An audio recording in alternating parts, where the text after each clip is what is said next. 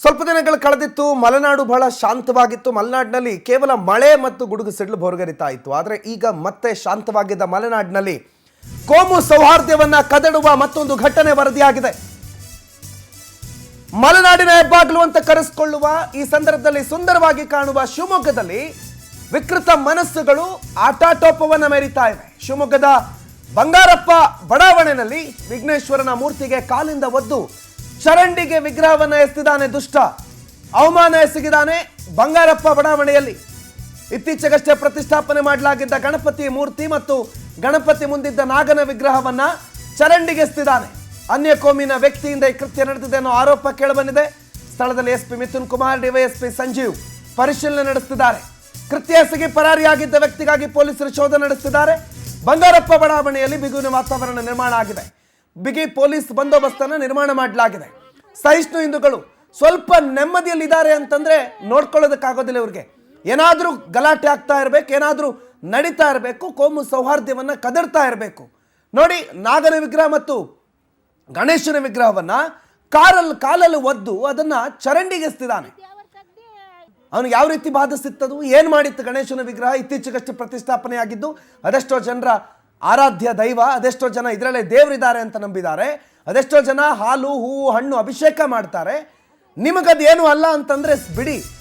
ಇನ್ನೊಬ್ಬನ ಧಾರ್ಮಿಕ ಭಾವನೆಗೆ ಧಕ್ಕೆ ತರುವಂತ ಘಟನೆಗಳು ಮತ್ತೆ ವರದಿ ಆಗ್ತಾ ಇದೆ. ಈಗ ಈ ಸಂಬಂಧ ಇಬ್ಬರನ್ನ ವಶಕ್ಕೆ ಪಡೆದಿದ್ದಾರೆ ಶಿವಮೊಗ್ಗ ಪೊಲೀಸರು. ಘಟನೆ ಬಗ್ಗೆ ವಿಚಾರಣೆ ನಡೆಸುತ್ತಿದ್ದಾರೆ ಶಿವಮೊಗ್ಗ ಪೊಲೀಸರು. ಶಿವಮೊಗ್ಗ ಗ್ರಾಮಾಂತರ ಠಾಣೆಯಲ್ಲಿ ಕೇಸ್ ಕೂಡ ದಾಖಲಾಗಿದೆ. ಕೇಸ್ ಆಗುತ್ತೆ, ವಿಚಾರಣೆ ಆಗುತ್ತೆ, ಅರೆಸ್ಟ್ ಆಗುತ್ತೆ, ಆಮೇಲೆ ಬೇಲ್ ಸಿಗುತ್ತೆ, ಹೊರಗಡೆ ಬರ್ತಾರೆ. All fine. ಕಾನೂನು ಪ್ರಕ್ರಿಯೆಗಳ ಮೇಲೆ ಭಯ ಇದ್ದಿದ್ರೆ ಆತ ಬಂದು ಕಾಲಲ್ಲಿ ಒದಿತಾ ಇರಲಿಲ್ಲ, ಅಥವಾ ಕಾನೂನು ಅವನನ್ನ ಹದ್ದುಬಸ್ನಲ್ಲಿ ಇರಿಸ್ಕೊಂಡಿದ್ದಿದ್ರೆ ಇಂಥ ಘಟನೆ ಶಿವಮೊಗ್ಗದಲ್ಲಿ ಮತ್ತೆ ಆಗ್ತಾ ಇರಲಿಲ್ಲ.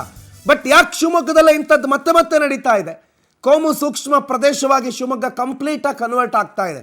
ಟಿಪ್ಪು ಜಯಂತಿ ಅಂತಂದ್ರು ಶಿವಮೊಗ್ಗ, ಮತ್ತೊಂದೇನೋ ಅಂತಂದ್ರು ಶಿವಮೊಗ್ಗ. ಗಣೇಶ ಹಬ್ಬ ಹೋಗೋ ಸಂದರ್ಭ ಕಲ್ಲು ತೂರಾಟ ಆಗುತ್ತೆ, ಮತ್ತೆ ಯಾರೋ ಬಂದು ಚಾಕುವಿನಿಂದ ಇರಿತಾನೆ, ಮತ್ತೊಬ್ಬ ಬಂದ್ಬಿಟ್ಟು ಶಿವಮೊಗ್ಗದಲ್ಲಿ ಏನೋ ಬಾಂಬ್ ಬ್ಲಾಸ್ಟ್ಗಳನ್ನು ಮಾಡ್ತಾನೆ, ಟೈರ್ ಬ್ಲಾಸ್ಟ್ಗಳನ್ನು ಮಾಡ್ತಾರೆ.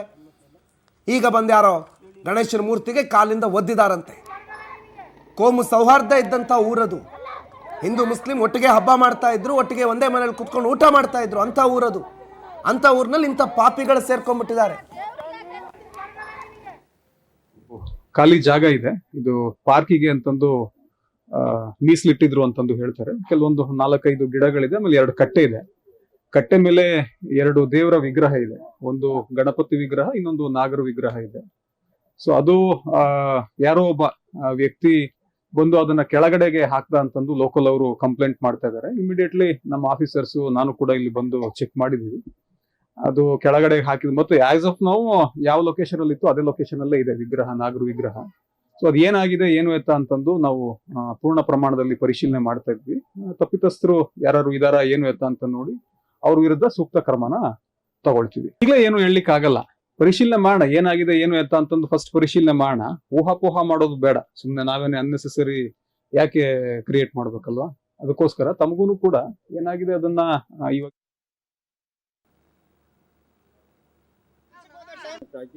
ಇವತ್ತೊಂದು ಘಟನೆ ನಡೆದು ಹೋಗಿದೆ. ಅದು ಇಲ್ಲಿ ದುರ್ಗಾ ಪರಮೇಶ್ವರಿ ದೇವರು ಇದೆ. ಅದು ದುರ್ಗಾ ಪರಮೇಶ್ವರಿ ದೇವರು ಆಪೋಸಿಟ್ ಒಂದು ಗಣಪತಿ ಕಟ್ಟೆಯನ್ನು ಕಟ್ಟಿ ಗಣಪತಿ ವಿಗ್ರಹ ಪ್ರತಿಷ್ಠಾಪನೆ ಮಾಡಿದ್ವಿ. ಗಣಪತಿ ಪ್ರತಿಷ್ಠಾಪನೆ ಜೊತೆಯಲ್ಲಿ ಕೆಳಗಡೆ ಒಂದು ವಾಸುಕಿ ನಾಗದೇವರನ್ನು ಪ್ರತಿಷ್ಠಾಪನೆ ಮಾಡಿದ್ವಿ. ಇವತ್ತು ಏನಾಗಿದೆ ಅಂದರೆ ಸಿದ್ದಿಕ್ಕಿ ಲಾಯರ ಪಿ ಎ ಅಂತ ಅವನು ರಾಮತ್ತುಲ್ಲ, ಅವನ ಜೊತೆಗೆ ಯಾರೋ ಇಬ್ರು ಬಂದಿದ್ರು. ಆ ಇಬ್ಬರು ಪೈಕಿ ಒಬ್ಬನು ಮೋಹನ್ ಕೃಷ್ಣ ಈ ಬಗ್ಗೆ ಮಾಹಿತಿ ಕೊಡ್ತಾರೆ. ನೇರ ಸಂಪರ್ಕದಲ್ಲಿ ಜಾಯ್ನ್ ಆಗಿದ್ದಾರೆ. ಮೋಹನ್ ಕೃಷ್ಣ, ಆ ಗಣೇಶನ ವಿಗ್ರಹವನ್ನ ತುಳಿಯೋದಕ್ಕೆ ಕಾರಣ ಏನು? ಯಾಕೆ ಈ ಘಟನೆ ಅಲ್ಲಿ ಸಂಭವಿಸ್ತು? ಏನು ಅವಕಾಶಗಳು ಸಿಕ್ತು ಈ ಘಟನೆ ನಡೆಯೋದಕ್ಕೆ? ಮತ್ತು ಈ ಕ್ಷಣದ ಅಪ್ಡೇಟ್ಸ್ ಏನು ಈ ಪ್ರಕರಣಕ್ಕೆ ಸಂಬಂಧಪಟ್ಟಂತೆ? ಎಸ್ ಪ್ರಣೋತ್, ಏನು ಶಿವಮೊಗ್ಗ ಶಾಂತಿಯುತವಾಗಿದ್ದ ಮಲೆನಾಡು ಜಿಲ್ಲೆ ಶಿವಮೊಗ್ಗದಲ್ಲಿ ಮತ್ತೆ ಶಾಂತಿ ಕದಡುವಂತಹ, ಕೋಮು ಸೌಹಾರ್ದತೆಯನ್ನು ಕದಡುವಂತಹ ಪ್ರಯತ್ನ ನಿನ್ನೆ ನಡೆದಿರುವಂಥದ್ದು. ಆದರೆ ಈ ವ್ಯಕ್ತಿ ಏನು ಗಣೇಶನ ವಿಗ್ರಹ ಮತ್ತು ನಾಗರದೇವನ ವಿಗ್ರಹ ಏನು ಏನು ಧ್ವಂಸ ಮಾಡುವಂತಹ ಪ್ರಯತ್ನ ನಡೆದಿದೆ. ಈ ಒಂದು ವಿಚಾರಕ್ಕೆ ಸಂಬಂಧಪಟ್ಟಂತೆ ಯಾವ ವ್ಯಕ್ತಿ ಮದ್ಯಪಾನ ಮಾಡಿದ ಅಂತ ಹೇಳಲಾಗ್ತಾರಂಥದ್ದು. ಇಲ್ಲಿ ಒಂದು ಅಕ್ರಮವಾಗಿ ಮನೆ ನಿರ್ಮಾಣ ಮಾಡಲಾಗ್ತಾ ಇದೆ. ಈ ಒಂದು ಅಕ್ರಮ ಮನೆ ನಿರ್ಮಾಣದ ಸಂದರ್ಭದಲ್ಲಿ ಆ ಬಡಾವಣೆಯಲ್ಲಿ ಏನು ಬಂಗಾರಪ್ಪ ಬಡಾವಣೆಯಲ್ಲಿ ಒಂದು ಘಟನೆ ನಡೆದಿರುವಂಥದ್ದು. ಈ ಬಂಗಾರಪ್ಪ ಬಡಾವಣೆಯ ಮುಂಭಾಗದಲ್ಲಿ ಒಂದು ಅಕ್ರಮವಾಗಿ ಮನೆ ನಿರ್ಮಾಣ ಮಾಡಲಾಗ್ತಾ ಇದೆ. ಈ ಮನೆ ನಿರ್ಮಾಣ ಮಾಡುವಂತಹ ವ್ಯಕ್ತಿ ಮತ್ತು ಜೊತೆಗೆ ಒಬ್ಬ ಲಾಯರ್ ಕೂಡ ಬಂದಿದ್ರು ಅಂತ ಹೇಳಲಾಗ್ತಾ ಇದೆ. ಅವರ ಜೊತೆಗೆ ಈ ವ್ಯಕ್ತಿ ಬಂದಿದ್ದ ಅಂತ ಹೇಳಲಾಗ್ತಾರಂಥದ್ದು. ಈ ವ್ಯಕ್ತಿ ನಿನ್ನೆ ಈ ರೀತಿಯಲ್ಲಿ ನಮ್ಮ ಬಳಿಗೆ ಎದ್ರೆ ಈ ಒಂದು ವಿಗ್ರಹಗಳನ್ನು ನೋಡಬೇಕಾ ಎಂಬಂತಹ ಮಾತುಗಳನ್ನು ಆಡ್ತಾ ಈ ಒಂದು ಧ್ವಂಸವನ್ನು ಮಾಡುವಂತಹ ಪ್ರಯತ್ನ ನಡೆದಿದೆ ಅಂತ ಹೇಳಲಾಗ್ತಾ ಇದೆ. ಈ ಘಟನೆಗೆ ಸಂಬಂಧಪಟ್ಟಂತೆ ಈಗಾಗಲೇ ಇಬ್ಬರನ್ನ ವಶಕ್ಕೆ ತೆಗೆದುಕೊಂಡ ಪೊಲೀಸರು ವಿಚಾರಣೆ ನಡೆಸಿದ್ದಾರೆ. ಮತ್ತೊಬ್ಬ ಏನು ಪ್ರಮುಖ ಆರೋಪಿ ಇದ್ದಾನೆ ಅವನು ಪರಾರಿಯಾಗಿದ್ದಾನೆ ಅಂತ ಹೇಳಲಾಗ್ತಂಥದ್ದು. ಈಗ ಇಲ್ಲಿ ಸ್ಥಳದಲ್ಲಿ ಏನು ಪ್ರತ್ಯಕ್ಷದರ್ಶಿಗಳು ಕೆಲವರು ಇದ್ರು ನಿನ್ನೆ, ಅವ್ರನ್ನ ಮಾತಾಡ್ಸೋಣ. ಇಲ್ಲೊಬ್ರು ಕಂಡೋಜಿ ರಾವ್ ಅಂತ ಇದ್ದಾರೆ. ಅವರು ನಿನ್ನೆ ಸರ್ ನೀವು ಪ್ರತ್ಯಕ್ಷದರ್ಶಿ, ನೀವು ನಿನ್ನೆ ನೋಡಿದ್ರ ಘಟನೆ? ಹೌದು. ಏನು ನಡೀತು ಸರ್ ನಿನ್ನೆ? ಒಂದು ನಿಮಿಷ. ನಿನ್ನೆ ಏನು ನಡೀತು? ಏನು ನಡೀತು ಅಂತಂದರೆ ಮುಸ್ಲಿಮ್ಸ್ನವ್ರು ಬಂದೆ ನಮ್ಮ ಗಣಪತಿ ವಿಗ್ರಹಕ್ಕೆ ಬೂಟ್ ಕಾಲಲ್ಲಿ ಒದ್ದೆ. ಅದ್ರ ನಂತರ ಕೆಳಗೊಂದು ನಾಗದೇವರ ಪ್ರತಿಮೆ ಇತ್ತು, ಅದನ್ನು ತೆಗೆದು ಚರಂಡಿ ಹಾಕಿ ಅಷ್ಟೊತ್ತಿಗೆ ಯಾಕಪ್ಪ ನೀನು ಓದಿತೀಯ ಅಂತಂದರೆ ನಾವು ಬೆಳಕರಿದ್ರೆ ನಿಮ್ಮ ದೇವ್ರನ್ನ ನೋಡ್ಬೇಕನಯ್ಯ, ನಿಮ್ಮ ದೇವ್ರು ನೋಡೋಕ್ಕೆ ನಾವು ಇಲ್ಲಿ ಇರೋದ, ಬೆಳಕರಿದ್ರೆ ನಮ್ಮನೆ ಮುಂದೆ ನಿಮ್ಮ ದೇವರಿದೆ, ನಿಮ್ಮ ದೇವ್ರು ನೋಡ್ಬೇಕ ನಾವು ಅಂತೇಳಿ ಗಲಾಟೆ ಮಾಡಿ ಅಷ್ಟೊತ್ತಿಗೆ ರಾಮತುಲ್ಲಾ ಅನ್ನೋನು ಬಂದು ಚರಂಡಿ ಒಳಗೆ ಹಾಕಿ. ಎಷ್ಟೊತ್ತಿಗೆ ಬಂದಿದ್ರು ಇವ್ರು? 3 ಜನ ಬಂದಿದ್ರು? ಎಷ್ಟು ಜನ ಬಂದಿದ್ರು? 3 ಜನ ಬಂದಿದ್ರು. ಎಷ್ಟೊತ್ತಿಗೆ?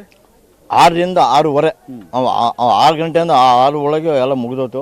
ಅಷ್ಟೊತ್ತಿಗೆ ರಾಮತುಲ್ಲಾ ಬಂದು ಆ ಚಂದ್ರಿ ಒಳಗಿರೋ ವಿಗ್ರಹ ತೆಗೆದು ಅವನೇ ಮೇಲಿಟ್ಟು ಅವನಿಗೆ ಕಾಲಾಗ ಬದ್ದಿರೋನಿಗೆ ಕರ್ಕೊಂಡು ಪರಾರಿ ಆಗ್ಬಿಟ್ರು. ಏನಂತ ಹೇಳಿದ್ರು? ಆ ಗಾಳಿಯಿಂದ ಒದಬೇಕಾದ್ರೆ ನೀವೇನು ನೋಡಿದಂಥ ಸಂದರ್ಭದಲ್ಲಿ ಅವ್ರು ಏನು ಹೇಳ್ತಾ ಆ ಥರ ಮಾಡಿದ್ರು? ಆ ಥರ ಹೇಳಿದ್ರು ಅಂತಂದರೆ ಬೆಳಕರಿದ್ರೆ ನಿಮ್ಮ ದೇವ್ರ ಮುಖ ನೋಡ್ಬೇಕ ನಾವು ಅಂತ ಹೇಳಿದ್ರು. ಅಲ್ಲ ನಾವು ಹೇಳಿದ್ವಿ ನಮ್ಮ ದೇವ್ರ ಮುಖ ನೋಡು ಅಂತ ನಿನಗೆ ಯಾವನ ಹೇಳಿದ್ನ ಮರ. ನಮ್ಮಷ್ಟಕ್ಕೆ ನಾವು ಪೂಜೆ ಮಾಡ್ಕೊಂಡು ಬರ್ತಾ ಇದ್ದೀವಿ, ವಿಗ್ರಹ ಇಟ್ಟು ಪೂಜೆ ಮಾಡಿ ಸುಮಾರು 4-5 ವರ್ಷದಿಂದ ದೇವ್ರ ಪ್ರತಿಷ್ಠಾಪನೆ ಮಾಡಿ ನಾವು ಪೂಜೆ ಮಾಡ್ಕೊಂಡು ಬರ್ತಾ ಇದ್ದೀವಿ, ನಿನ್ನ ಮುಖ ನೋಡು ಅಂತ ಯಾವನು ಹೇಳಿದ್? ಹಂಗಿಲ್ಲ ಇದು ಇರಬಾರ್ದಿಲ್ಲ ಅಂತೇಳಿ ಗುಂಡಾಗಿರಿ ಮಾಡಿ ಜಗಳ ಮಾಡಿ ಹೆಂಗಸರ ಮೇಲೆಲ್ಲ ದೌರ್ಜನ್ಯ ಮಾಡಿ ಅಷ್ಟೊತ್ತಿಗೆ ಅವನು ರಾಮತುಲ್ಲಾನ ಬಂದೆ ಅವನಿಗೆ ಬೂಟ್ ಕಾಲ ಒದ್ದಿರೋನಿಗೆ ಬೈಕ್ ಮೇಲೆ ಕೂರಿಸ್ಕೊಂಡು ಹೋದ. ಗಲಾಟೆ ಆಗುತ್ತೆ ಬಾರ ಈಗ ಬೇಡ ಅಂತೇಳಿ ಕರ್ಕೊಂಡು ಹೋದ್ರು.